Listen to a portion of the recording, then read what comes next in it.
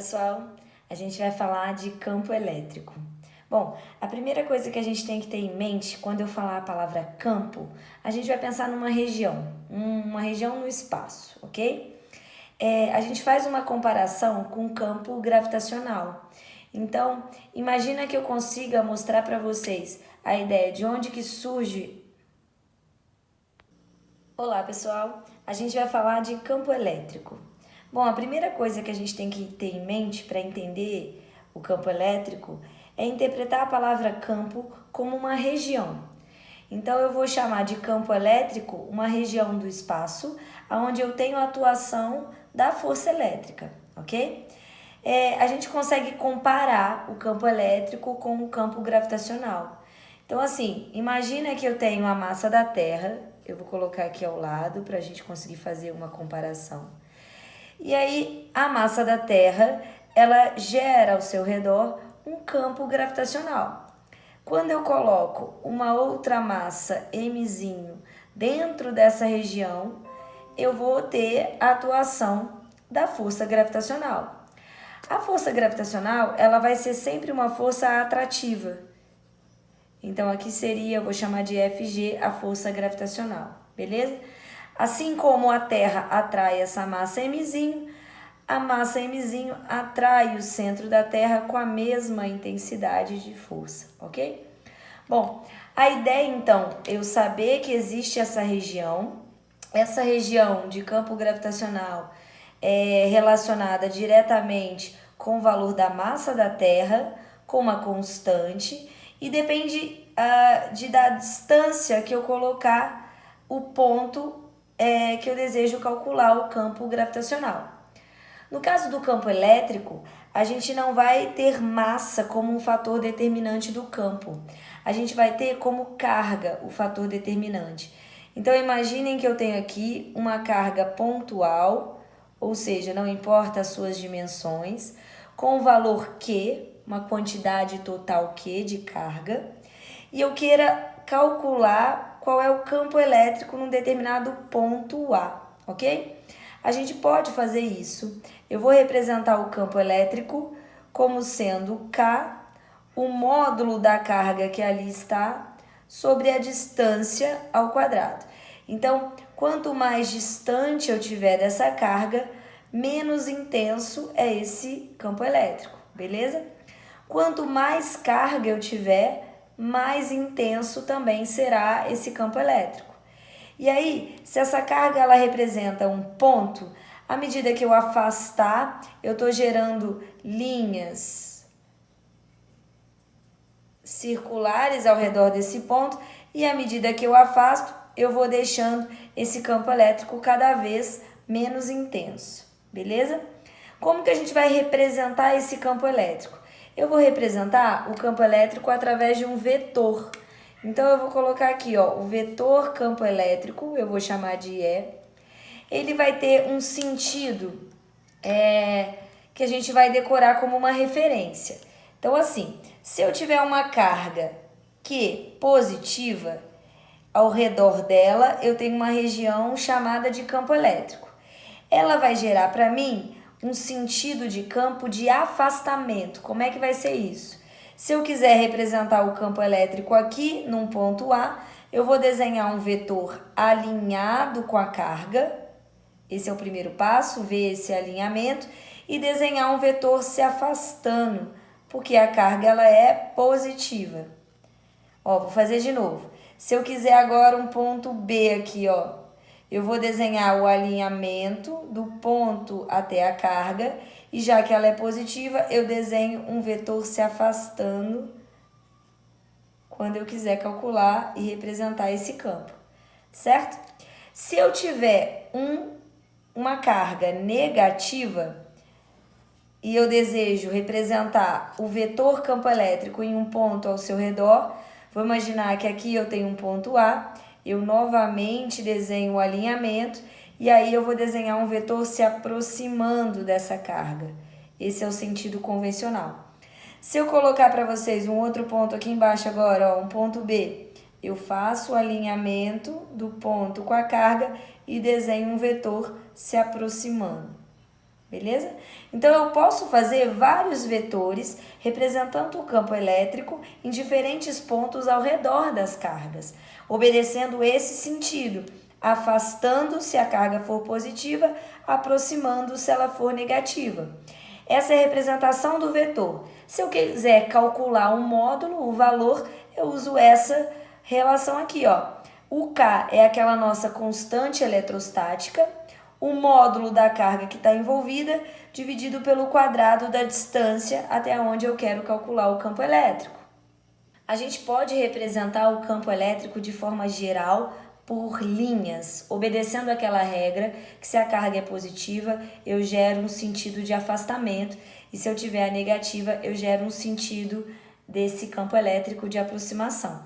Então, imaginem que aqui eu tenho uma carga mais Q e eu quero representar não em um ponto único, mas sim ao redor. Qual seria a representação para essa região de campo elétrico? Eu vou desenhar linhas. Então, eu vou desenhar essas linhas se afastando da carga, porque ela é uma carga positiva. Essas linhas, elas já representam muita coisa para mim, ó. Quando eu vejo essas linhas se afastando da carga, eu vejo que elas se afastam entre si também. Quanto mais afastadas essas linhas estiverem, significa que menos intenso é o campo elétrico. Então, repara, se eu tiver um ponto cada vez mais afastado da carga, as linhas que representam esse campo também estão se afastando e por isso eu digo que o campo elétrico é menos intenso. Um outro ponto, quanto mais linhas eu tiver, mais intenso é esse campo elétrico. E aí eu também posso representar se a carga for negativa. Basta eu desenhar no sentido contrário, que no caso aqui seria um sentido de aproximação. Então, eu desenharia linhas representando o campo elétrico ao redor de uma carga negativa, beleza? Vocês podem falar para mim, sem eu ter que indicar o sinal, simplesmente falando, ó, eu tenho duas cargas aqui. Se eu represento apenas as linhas desse campo, vocês conseguem falar para mim se essa carga será positiva ou negativa? Então, ó, repara, eu vou desenhar linhas assim, beleza? E essa aqui eu vou desenhar assim, ó.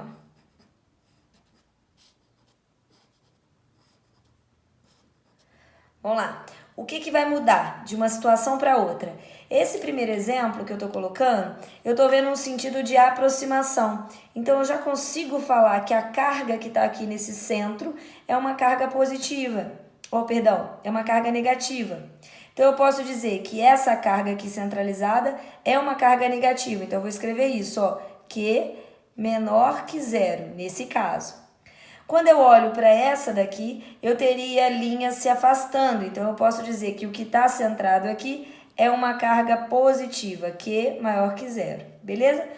Um outro detalhe, eu vejo que ao redor dessa carga eu tenho um número menor de linhas do que nessa. Então, eu posso dizer que essa carga, ela é maior do que, ou melhor, ela é menor do que essa em módulo. Então, suponha que eu chame essa daqui de A e essa daqui de B. Então, essa é uma carga A, essa daqui é uma carga B, beleza? Eu já sei o sinal de cada uma delas, agora eu vou pensar no valor absoluto, na quantidade de carga absoluta. Eu vou dizer que esse B, por ter maior número de linhas, ele tem mais carga absoluta do que essa.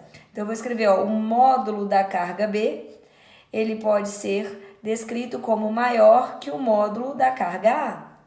Se você consegue contar as linhas, ele te dá uma questão como essa e eu consigo exatamente contar o número de linhas e eu posso comparar. Então, aqui eu vou contar, ó, 1, 2, 3, 4, 5, 6, 7, 8. Enquanto aqui eu só tenho 4. Então, eu digo que o valor absoluto dessa carga B é o dobro do da carga A. Então, eu não poderia falar não somente que a carga B é maior do que a carga A, mas eu poderia também falar que o módulo da carga B é o dobro do módulo da carga A, apenas analisando as linhas do campo. Um ponto muito importante para a gente entender a resolução de algumas questões é saber que cada carga elétrica gera um campo elétrico independente. O que significa isso? Ó, imagina que eu tenho aqui uma carga Q1, beleza? E eu vou posicionar uma carga Q2. E aí, essas cargas, elas têm um determinado alinhamento, vou colocá-las na horizontal aqui no meu papel. E eu desejo calcular um campo elétrico nesse ponto P. Mas eu quero um campo elétrico resultante. O que isso significa? Que cada carga dessa vai gerar um campo elétrico independente nesse ponto P. Então, se eu quiser calcular o campo elétrico 1, seria o campo elétrico gerado pela carga 1. Eu faço K, o módulo da carga 1, sobre a distância dessa carga 1 ao quadrado.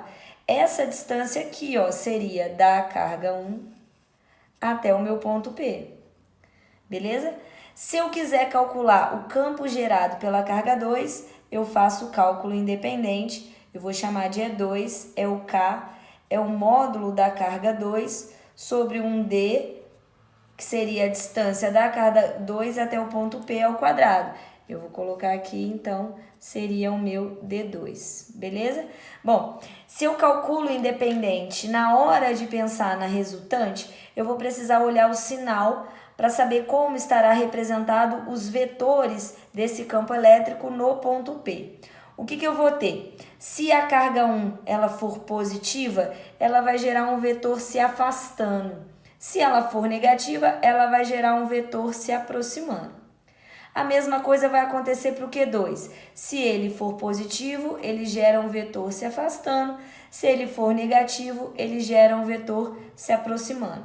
Então, o que a gente vai fazer? Eu vou levantar algumas possibilidades. Ó, imaginem que no caso 1, a carga 1 ela seja positiva e a carga 2 seja positiva também, ok? Como é que vai ficar os vetores lá no ponto P? Eu vou desenhar o ponto P aqui de forma isolada, tá? Então, a carga 1, ela vai gerar um vetor se afastando, e aí ele é conhecido como E1, eu vou colocar o símbolo do vetor, e a carga 2 também gerará um vetor se afastando, então eu vou colocar aqui o E2. Vocês já teriam calculado esses valores e o que você vê é um desenho de dois vetores em sentidos contrários. Se eu quiser achar a resultante, basta eu subtrair o valor do módulo desses dois vetores. Então, suponha que eu tenha ali o E1 menos o E2. É sempre o maior menos o menor, beleza?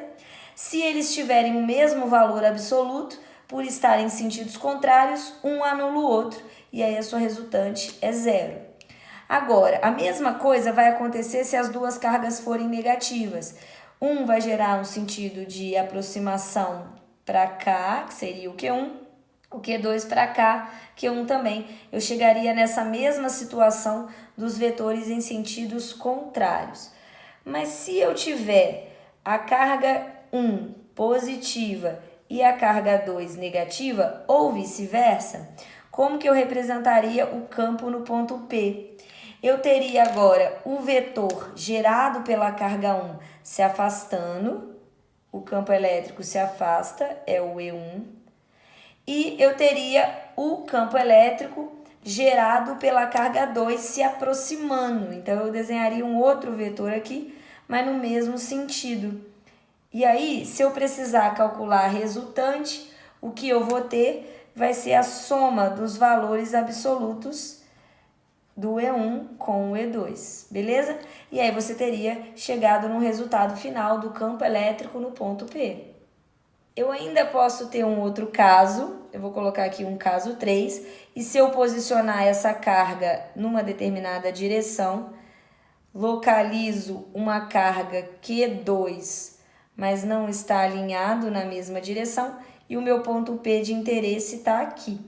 Então, o que eu teria? Eu calcularia da mesma maneira, independente, o campo elétrico da carga 1, baseado na distância dela até o ponto P de interesse, calcularia o campo 2 baseado na distância também, certo? E aí você ia ver, se essa carga fosse positiva, ela geraria um vetor se afastando, se ela fosse negativa, ela geraria um vetor se aproximando.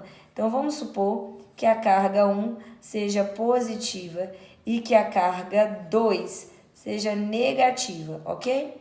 E aí, como que eu vou representar esse vetor?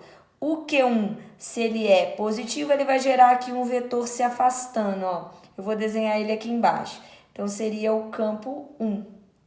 Se a carga 2 é negativa, ela vai gerar um vetor se aproximando. Então, eu vou desenhar um vetor aqui, ó. Seria o E2. Você vai ter esse traçado, 2 vetores perpendiculares. E aí, se eu quiser achar a resultante, eu vou fazer aqui um desenho tentando montar um paralelogramo. Eu vou ter essa diagonal aqui, ó, que vai representar o meu vetor resultante. Se eu quiser achar o valor absoluto dele, eu vou fazer a relação de Pitágoras. Então, como é que vai ficar? Essa daqui é como se fosse a minha hipotenusa do triângulo de Pitágoras. Então, ficaria R, que é a resultante ao quadrado, é igual à soma do quadrado dos catetos, que seria o valor do E1 e o valor do E2.